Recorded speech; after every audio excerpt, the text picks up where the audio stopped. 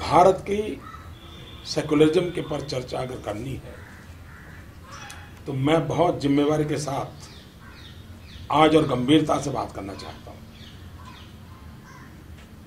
भारत का सेकुलरिज्म इसलिए नहीं है कि संविधान के अंदर वो शब्द जोड़ दिया गया है।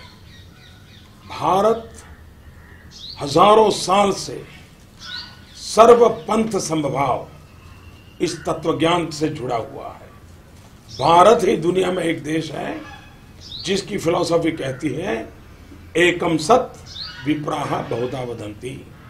सत्य एक है, जानकार लोग उसको अलग अलग रूप में प्रस्तुत करते हैं।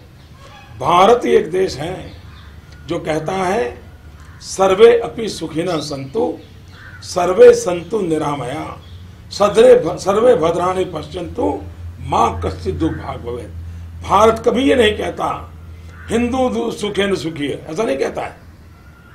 भारत सबके लिए सोचने वाला देश है और भारत का हजारों साल का इतिहास देखिए।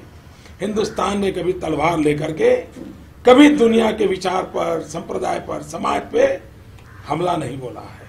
विस्तारवाद ये भारत के ब्लड में नहीं है। उस भारत को बिन सांप्रदायिक सिखाने की कोशिश है न हमें करनी चाहिए न किसी और ने करनी चाहिए।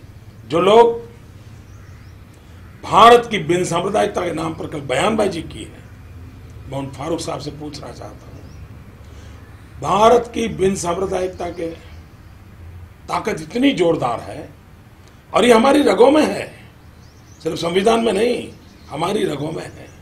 हम सर्वसमावेशक हैं। ये देश ऐसा है जो प्रकृति की भी पूजा करता है, पेड़ की भी पूजा करता है, पानी की भी पूजा करता है। यहां कोई पराया हो ही नहीं सकता। पूरे ब्रह्मांड को अपना मानता है, पूरे विश्व को परिवार मानता है। ये समाज है और उस समाज में अगर इस प्रकार की भाषा बोली जाए, कभी कभार कोई घटना घटे या किसी का बयान आ जाए, क्या हिंदुस्तान का सेकुलरिज्म इतना रद्दी है क्या कि कोई एक बयान दे तो खराब हो जाएगा?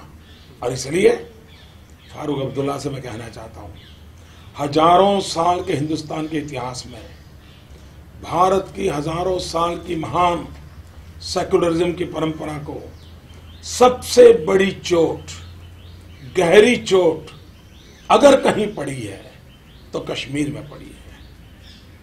और वो भी श्रीमान फारूक अब्दुल्ला जी आपके पिताजी की राजनीति के चलते हुआ है। श्रीमान फारूक अब्दुल्ला जी आपकी राजनीति के चलते हुआ है। श्रीमान फारूक अब्दुल्ला जी आपके बेटे की राजनीति के चलते हुआ है। इस देश में कश्मीर एक ही है जहां से पंडितों को धर्म के आधार पर निकाल दिया गया।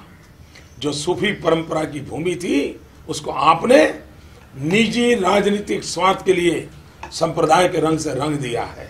और इसलिए आप कोई बयान करने वालों को, मोदी को वोट देने वालों को दरिया में डुबोने की बात करते हो, पहले आपके पिताजी, आपका बेटा कश्मीर की राजनीति को सारी दुनिया में कौमी रंग देने का पाप कश्मीर की धरती पर आपने किया है।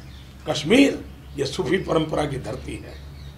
कश्मीर ये सर्वसमावेश की धरती थी, उसको ये दाग लगाने का काम आपने किया है। आपको शोभा नहीं देता है इस प्रकार की बयानबाजी। और अगर डूबना है तो किसने डूबना चाहिए? जरा दर्पण में अपना चेहरा देख लो। आपके पिताजी का चेहरा दर्पण के सामने खड़ा कर करके ये सवाल पूछो कि कश्मीर के पंडितों को वहां से खदेड़ देने वाले लोग किस मुंह से देश को बिन सांप्रदायिकता के उपदेश दे रहे हैं? उनके मुंह में शोभा नहीं देता है। हम चुप हैं, इसका मतलब ये नहीं है कि जो चाहे वो भारत की हजारों साल की महान सांस्कृतिक विरासत को आए दिन चोट पहुंचाते रहे। ये शोभा नहीं देता है हमको। हम आज भी हमारे संस्कारों के कारण, हमारे ब्लड के कारण, राजनीति के कारण नहीं, राष्ट्रभक्ति के कारण कहते हैं भारत सर्वपंथ समभाव का मार्ग ही भारत के लिए श्रेष्ठ मार्ग है। वोट बैंक की राजनीति नहीं, विकास की राजनीति ही भारत के लिए श्रेष्ठ है। ये हमारा कमिटमेंट है, सबका साथ सबका विकास। और हम उसी मंत्र पर चलेंगे। फारूक अब्दुल्ला साहब जैसे कितने ही लोग अनाप शनाप बातें करें, इससे गाड़ी डिरेल होने वाली नहीं है। देश उच्च मूल्यों पर चला है, जय जगत का मंत्र लेकर के चला है, वसुधैव कुटुंबकम का चलाए, कुर्वन्तो विश्व मारियम का मंत्र लेके चलाए, उससे कभी डिगने वाला नहीं है।